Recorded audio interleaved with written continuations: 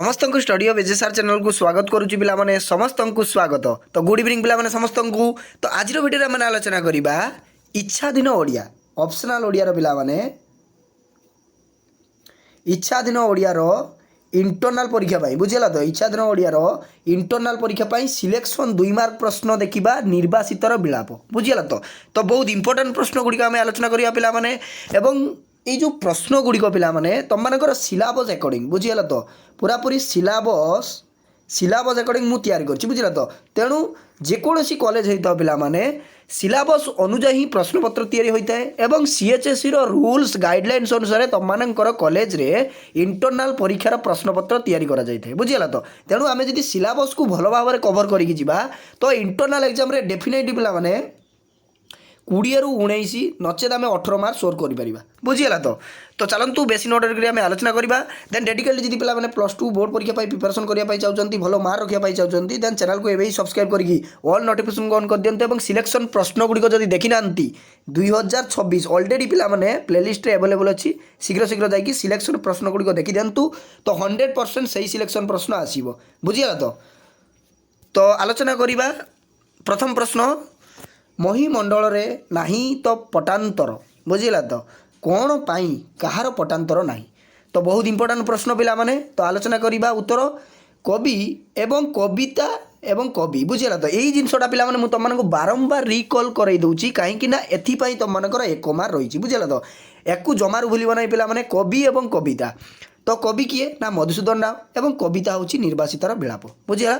तो धर्म हेउची अमूल्य धन एपरिकी ता सहित मणि कांचन सरी नुहे से कौन पिला माने धर्म होची गोटे अमूल्य धन नाई कि। तो धर्म जदि आम करवा पिला माने तो आम धन एपरी ता सहित मणि कांचन सरी नुहे आमर जेते धन थाऊ पिला माने बुझीगला। तो आम जदि धर्म करवा ना ताने आमर से धन वृथा हो बुझीगला। तो जेते धन संपत्ति थाऊ आम जदि धर्म अर्जन करवा ना ताने आमर धन संपत्ति रही केते न रही केते बुझीपार।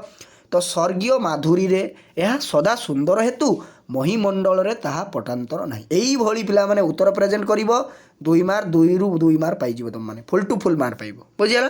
तो नेक्स्ट प्रश्न देव अर्चना वाद्य किए शुणी नांती बोली कवितारे कह जाए। एवं आउ गोटे कथा पिला माने समस्त साइंस सांग मानक टिके प्लीज यही चैनल को पिला माने शेयर कर दिंतु कहीं तांकर ऑलरेडी बटानी सिलेक्शन प्रश्न दिखाई 2026 बोर्ड परीक्षा पाई एवं जूलोजी सिलेक्शन प्रश्न आसो और पिलाने कमेंट करते सर जोग्राफी सिलेक्शन क्वेश्चन दिंतु पिलाने डीटीपी काम सरी जाइए ऑलरेडी जोग्राफी। तो ऑलरेडी आम डीटीपी काम शेष करी सिलेक्शन प्रश्न गुड़िक तुम मान जोग्राफी आसो बुझीगला। तो से चैनल सहित जोड़ी होकर रुहतु। तो देव अर्चना बाद आम प्रश्न पढ़ीदे। तो कविता निर्वासित विलाप कवि मधुसूदन आउ कहूना कविता कवि तो तुम निजे निजे जापर निर्वासित विलाप किए लिखिं। तो निर्जन दीपटी देवार्चन कर्म केबे ही संपादित होइनाई तेणु देव अर्चना वाद्य सही दीपरे गिरिगण शुणी नांती बोली कह बुझीगला। तो नेक्स्ट प्रश्न देखो पे प्रश्न गुड़िक केते इंपोर्टाट आनुआल एग्जाम पे 2022 आसीला 2019 2018 प्रति वर्ष पे रिपीट होची प्रश्न गुड़िक बुझीगला। तो निर्वासित व्यक्ति वृथा भावना करिबो नाही बोली कहीं कहुई कहीं कहुई रे ना मानसिक अवसाद आउ कविता एवं कवि पढ़ुना पे डायरेक्ट आम उत्तर आलोचना करवा अवसाद भोग करुवा निर्वासित व्यक्ति भावाविष्ट होई प्रियजनकर मेलरे अच्छी बोली मन करिछि मात्र भावना राज्यरू फेरी वास्तविक अवस्था पहुँची थिले ता मनरे घोर नैराश्य जात होइछि बुझीगला। तो कहीं निर्वासित जो व्यक्ति पिला माने से गिरी समुद्र सबुकिछि की लंघिकी कौन रही ना बड़ जंगल भितर रही एवं क्या देखुची रे कीट पतंग पशु पक्षी से समस्त को निजर बंधु बोली भावी देछि नाई कि। तो प्रियजन कथा से भूली जाइए पूरापूरी। तो निजर सांग बंधु को छाड़ी से कौन करिछि ना प्राकृतिक जीवन यापन रे अतिबाहित करुचंती। तो तेणु आउ से वृथा भावना करिबो नाही बोली कहिछि बुझीगला। नेक्स्ट प्रश्न रणक्षेत्र और निर्जन स्थल मध्यरु केउठी ग्रहणीय निर्जनता जंत्रणादायक बुझीगला। तो रणक्षेत्र और निर्जन स्थल मध्यरु रणक्षेत्र ग्रहणीय नाई कि रणक्षेत्र कहले पिला माने युद्ध क्षेत्र को बुझाए बुझीगला। विजनता काहाकू ମଦିତ କରିଥିଲା। ବିଜନତା କାହାକୁ ମଦିତ କରିଥିଲା ରେ? ନା ବିଜନତା ମୁନି ନୟନକୁ ମୋହିତ କରିଥିଲା। ତ ଏ ପ୍ରଶ୍ନ ଗୁଡ଼ିକ ଗୋଟିଏ ପିଲା ଯଦି ଭଲ ଭାବରେ ପ୍ରାକ୍ଟିସ୍ କରିଦେବ ଦେନ୍ ନିର୍ବାସିତ ବିଳାପର ଯେଉଁ ବି 2 ମାର୍କ ପ୍ରଶ୍ନ ଆସିବ ଗୋଟେ ବି ସେ ମିସ୍ କରିକି ଆସିବ ନାହିଁ। ବୁଝିଗଲା ତ? ଚଉଦିଗରେ ଦୃଶ୍ୟମାନ ଜଗତର ଅଧୀଶ୍ୱର କିଏ? ନା ନିର୍ବାସିତ ବ୍ୟକ୍ତିଟି ଜନମାନବ ଶୂନ୍ୟ ନିର୍ଜନ ଦ୍ୱୀପରେ ଏକାକୀ ଅବସ୍ଥାନ କରୁଥିଲେ। ବୁଝିଗଲା ତ? ଏକାକୀ ବାସ କରୁଥିଲେ। ସେଠାରେ ଅନ୍ୟ କୌଣସି ଜନାଧିକାର ନଥିବାରୁ, ଅର୍ଥାତ୍ ସେ କହୁଛି ପିଲାମାନେ କୌଣସି ଜନତା କିମ୍ବା ଲୋକମାନେ ନଥିଲେ, ଏକାଠି ପୁରାପୁରି ଏକା ନିର୍ଜଳ ଦ୍ୱୀପରେ ସେ ବାସ କରୁଥିଲେ। ଚଉଦିଗରେ ଦୃଶ୍ୟମାନ ଜଗତର ସେ ଅଧୀଶ୍ୱର। ପୁରାପୁରି ପିଲାମାନେ ନିର୍ଜନ ଦ୍ୱୀପରେ ସେ ଏକା ହିଁ ବାସ କରୁଥିଲେ। ତାଙ୍କ ପାଖରେ କୌଣସି ମଣିଷ ନଥିଲା। ବୁଝିଗଲା ତ? ତ ନେକ୍ସଟ ପ୍ରଶ୍ନ, ନିର୍ବାସିତ ବ୍ୟକ୍ତିର ଅଧିକାର କିପରି ବର୍ଣ୍ଣିତ ହୋଇଛି?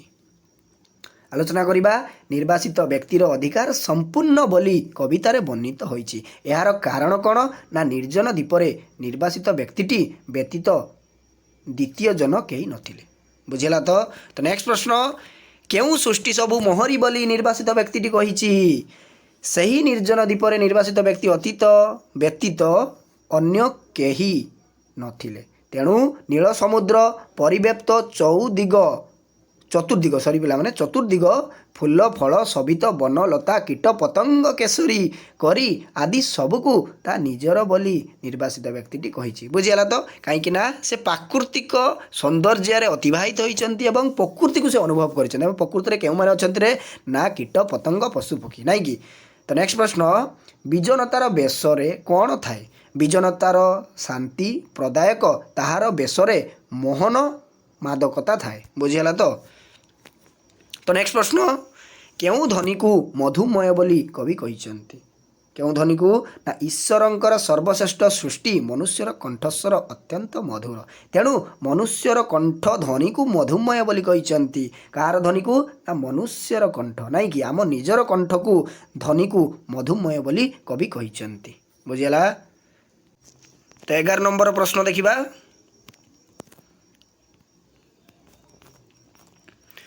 ଜାଣିନାହାନ୍ତି କେବେ ନର ପ୍ରଭାବ, କାହାର ଉକ୍ତି ପିଲାମାନେ? ଜାଣିନାହାନ୍ତି କେବେ ନର ପ୍ରଭାବ, ଏହା ନିର୍ବାସିତ ବ୍ୟକ୍ତିଙ୍କର ଉକ୍ତି। ତାହା ଚତୁଃପାର୍ଶ୍ୱରେ ବିଚରଣ କରୁଥିବା ହିଂସ୍ର ପଶୁପକ୍ଷୀମାନଙ୍କୁ ଲକ୍ଷ୍ୟ କରି ସେ ଏହା କହିଛନ୍ତି। ବୁଝିଗଲା? ତ ନେକ୍ସଟ ପ୍ରଶ୍ନ, କେଉଁମାନେ ନର ପ୍ରଭାବ ଜାଣିନାହାନ୍ତି ବୋଲି ପଠିତ କବିତାରେ କୁହାଯାଇଛି? ନିର୍ବାସିତର ଚାରିପାର୍ଶ୍ୱରେ ପଶୁମାନେ ବିଚରଣ କରୁଛନ୍ତି। ଅର୍ଥାତ୍ ନିର୍ବାସିତ ଯେଉଁ ପିଲାମାନେ ବ୍ୟକ୍ତି, ତାଙ୍କ ପାଖରେ ପଶୁମାନେ ସବୁବେଳେ କ'ଣ କରୁଛନ୍ତି? ନା ବିଚରଣ କରୁଛନ୍ତି। ସେମାନେ ନର ପ୍ରଭାବ ଜାଣିନାହାନ୍ତି ବୋଲି ପଠିତ କବିତାରେ କୁହାଯାଇଛି। ବୁଝିଗଲା? ତ ନେକ୍ସଟ ପ୍ରଶ୍ନ, ବିହଙ୍ଗ ପକ୍ଷ ଥିଲେ ନିର୍ବାସିତଟି କ'ଣ କରି ପାରିଥାନ୍ତା ବୋଲି କହିଛି? ତ ବିହଙ୍ଗ ପକ୍ଷ ଥିଲେ ନିର୍ବାସିତ ବ୍ୟକ୍ତିଟି ଭୀଷଣ ଗିରି ସମୁଦ୍ର, ବିହଙ୍ଗ କହିଲେ ପିଲାମାନେ ଡେଣା, ଯଦି ପକ୍ଷୀ ଯେପରି ପିଲାମାନେ, ବିହଙ୍ଗ କହିଲେ ପକ୍ଷୀ। ବୁଝିଗଲା ତ? ଯେପରି ପକ୍ଷୀର ଡେଣା ଥାଏ, ସେ ଉଡ଼ି ଉଡ଼ି କ'ଣ କରିଥାଏ ରେ? ନା ଗିରି ସମୁଦ୍ର ସବୁକିଛି ଲଙ୍ଘିକି ଯାଇଥାଏ। ଏବଂ ସେ କହୁଛି ଯଦି ମୋର ଡେଣା ଥାନ୍ତା ବିହଙ୍ଗ ପରି, ତାହେଲେ ମୁଁ କ'ଣ କରିଥାନ୍ତି? ନା ଗିରି ଓ ସମୁଦ୍ର ଲଙ୍ଘନ କରିଥାନ୍ତି, ନାଇଁକି? ପ୍ରିୟଜନମାନଙ୍କ ମୁଖ ଦର୍ଶନ କରି ସନ୍ତପତ ପ୍ରାଣକୁ ଶୀତଳ କରିଥାନ୍ତା ବୋଲି ସେ କହିଛି। ବୁଝିଗଲା ତ?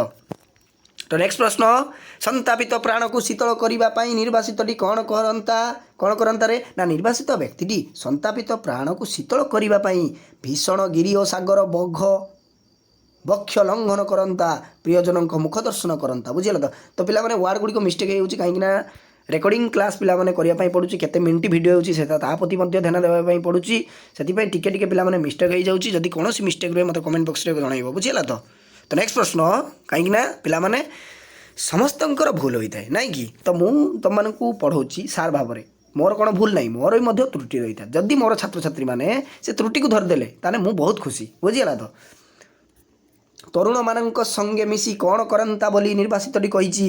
ତରୁଣମାନଙ୍କ ସଙ୍ଗେ ମିଶି ନିର୍ବାସିତଟି ନାନା ରଙ୍ଗ ମାତିଥାନ୍ତା, ସେମାନଙ୍କ ସହ ଆମୋଦ ପ୍ରମୋଦର ସେ କାଳ କାଟି ଥାନ୍ତା ବୋଲି କହିଛି। ବୁଝିଗଲା ତ?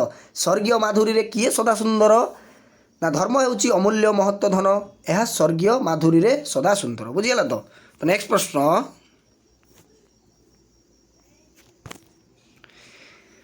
କେଉଁ ଜୀବନରେ ପଶୁଲୀଳା ସାଧନ ହିଁ ଏକମାତ୍ର କର୍ମ ବୋଲି କୁହାଯାଇଛି? ନା ଧର୍ମ ହେଉଛି ଅମୂଲ୍ୟ ଧନ, ଯେଉଁ ଜୀବନରେ ଧର୍ମ ନାହିଁ ସେ ଜୀବନରେ ପଶୁଲୀଳା ସାଧନ ହେଉଛି ଏକମାତ୍ର କମି ବୋଲି କୁହାଯାଇଛି। ପିଲାମାନେ ବହୁତ ଇମ୍ପୋର୍ଟାଣ୍ଟ କହିଛି ଯେ ଧର୍ମ ବଡ଼ପଣ ସିନା ଯେଉଁ ବଡ଼ପଣ କବିତାରେ ପିଲାମାନେ ଧର୍ମ ଏକ ସିନା ମହତ୍ତ୍ୱପଣିଆ ଆଉ ବଡ଼ପଣ ଅଢ଼େଇ ଦିନିଆ ଏ ଯେଉଁ କବିତା ପିଲାମାନେ ଅର୍ଥାତ୍ ସେ କହୁଛି ଯେ ଧର୍ମ କର। ଆମେ ଯଦି କୌଣସି ଲୋକଙ୍କୁ ଦେଖିକି ତାକୁ କ'ଣ କରିବା, ଯଦି ସେ ପାଗଳଟି ଯାଉଛି ରାସ୍ତାରେ ଆମେ ତାକୁ ଟେକାଟେ ଫିଙ୍ଗିବା, ସେଭଳି କର୍ମ କର ନାହିଁ ପିଲାମାନେ। ଯଦି ପାଗଳଟିଏ ଯାଉଛି ଆମେ ତାକୁ ଭଲ ରାସ୍ତା ଦେଖାଇଦେବା ଯେ ଏଇ ବାଟେ ଯାଆନ୍ତୁ, ବୁଝିଗଲା ତ। ସେଇଟା ହେଉଛି ପିଲାମାନେ ପ୍ରକୃତ ଧର୍ମ। ଯଦି ଆମ ପାଖରେ ଅତ୍ୟଧିକ ସମ୍ପତ୍ତି ଧନ ସବୁକିଛି ଅଛି କିନ୍ତୁ ମୋ ପାଖରେ ଧର୍ମ ନାହିଁ, ତାହେଲେ ଆମର ଧନ ସମ୍ପତ୍ତି ରହିଲି କେତେ ନ ରହି କେତେ ପୁରାପୁରି ବୃଥା ନାଇଁ କି। ତେଣୁ ଧର୍ମ ଅର୍ଜନ କରନ୍ତୁ ସେ କହୁଛି ପିଲାମାନେ। ବହୁତ ଇମ୍ପୋର୍ଟାଣ୍ଟ ପିଲାମାନେ କବିତାଟି। ନେକ୍ସଟ ପ୍ରଶ୍ନ, ମୋ ଘେନି ଭାଳନ୍ତି କି ବନ୍ଧୁନି କର, କିଏ କାହାକୁ କହିଛି ପିଲାମାନେ? ନିର୍ଜନ ଦ୍ୱୀପରେ ନିର୍ବାସିତଟି ବାୟୁକୁ ତାର ଆତ୍ମୀୟ ସ୍ୱଜନମାନଙ୍କ ସୁଷମାଚାର ଆଣିବାକୁ ପ୍ରାର୍ଥନା କରିଛି। ତେଣୁ ମୋ ଘେନି ଭାଳନ୍ତି କି ବନ୍ଧୁନି କର ବୋଲି ସେ ବାୟୁକୁ କହିଛି। ବୁଝିଗଲା ତ। ନେକ୍ସଟ ପ୍ରଶ୍ନ, ମଣିଷ ମନ କ୍ଷଣ ମାତ୍ରକେ କ'ଣ ଦର୍ଶନ କରିପାରେ? ମଣିଷର ମନ ଗତି ହେଉଛି ଅଦ୍ଭୁତ ଓ ତାର ଶକ୍ତି ଅଚିନ୍ତନୀୟ। ସେ କ୍ଷଣ ମାତ୍ରକେ ଏହି ଅପରିସୀମ ବିଶ୍ୱ ଭୁବନ ଦର୍ଶନ କରିପାରେ ନାଇଁ କି। ତ ମଣିଷର ମନ ପିଲାମାନେ ଅଦ୍ଭୁତ, ସେ ଯଦି ଏଖୁଣି ଚାହିଁବ ତାହେଲେ କ'ଣ କରିବ ନା ବିଶ୍ୱ ଭୁବନ ସେ ଦର୍ଶନ କରିପାରିବ। ବୁଝିଗଲା ତ। ଲାଷ୍ଟ ପ୍ରଶ୍ନ ପିଲାମାନେ, 20ଟି ପ୍ରଶ୍ନ ପିଲାମାନେ ମୁଁ ଡିସ୍କସନ୍ କଲି ନିର୍ବାସିତର ବଳପ। ନେକ୍ସଟ ପ୍ରଶ୍ନରେ ଚମ୍ପାବତୀ ରାଜକନ୍ୟାର ସିଲେକ୍ଟେଡ୍ ପ୍ରଶ୍ନ ଗୁଡ଼ିକ ଆଣିବା। ତ 20ଟି ପ୍ରଶ୍ନ ଦେଖିଦିଅନ୍ତୁ ଭଲ ଭାବରେ, ବହୁତ ଇମ୍ପୋର୍ଟାଣ୍ଟ ପ୍ରଶ୍ନ ଏଗୁଡ଼ିକ। ପରୀକ୍ଷାରେ ତୁମମାନଙ୍କର ଆସିବାର ବହୁତ ଚାନ୍ସ ଅଛି। ବୁଝିଲା ତ। 20 ନମ୍ବର ପ୍ରଶ୍ନଟି ମୁଁ ଆଉ ପଢ଼ୁନାହିଁ ପିଲାମାନେ, ଦେଖିଦିଅନ୍ତୁ। ତ ଆଉ ଗୋଟେ ଏକ୍ସଟ୍ରା ତୁମମାନଙ୍କୁ ଦେଇଦେଇଛି 21ଟି। ବୁଝିଲା ତ। 21ଟି ପ୍ରଶ୍ନ ପ୍ରାକ୍ଟିସ୍ କରିଦିଅନ୍ତୁ ପିଲାମାନେ। ପୁରାପୁରି ନିଶ୍ଚିନ୍ତ ହୋଇକି ରୁହନ୍ତୁ। ନିର୍ବାସିତ ବେଳା ପରେ ଯେଉଁ ବି ପ୍ରଶ୍ନ ଆସିବ ୟା ଭିତରୁ ହିଁ ଆସିବ 2 ମାର୍କ ପ୍ରଶ୍ନ। ବୁଝିଲା ତ। ନେକ୍ସଟ ପଲିଟିକାଲ ସାଇନ୍ସର ମଧ୍ୟ ଅପଲୋଡ଼ କରିଛି, ଇକୋନୋମିକ୍ସ। ନେକ୍ସଟ ଭିଡ଼ିଓରେ ଲଜିକ୍ এবং ହିଷ୍ଟ୍ରିର ମଧ୍ୟ ସିଲେକ୍ସନ୍ ପ୍ରଶ୍ନ ଆସିବ ପିଲାମାନେ। ସେଥିପାଇଁ ଭିଡ଼ିଓ ସହିତ ଯୋଡ଼ି ହୋଇକି ରୁହନ୍ତୁ, ଚ୍ୟାନେଲ୍ ସହିତ ଯୋଡ଼ି ହୋଇକି ରୁହନ୍ତୁ। ଭିଡ଼ିଓ କଣ୍ଟିନ୍ୟୁ କରନ୍ତୁ ପିଲାମାନେ, ପ୍ରତିଦିନ ରେକର୍ଡ଼ିଂ କ୍ଲାସ୍ କରନ୍ତୁ। ଇଣ୍ଟରନାଲ୍ ଏକ୍ଜାମ୍ ବେଷ୍ଟ ହେବ। ବୁଝିଗଲା ତ। ରହିଲି, ସମସ୍ତଙ୍କୁ ସାଧୁବାଦ। ଥ୍ୟାଙ୍କ ୟୁ, ଧନ୍ୟବାଦ।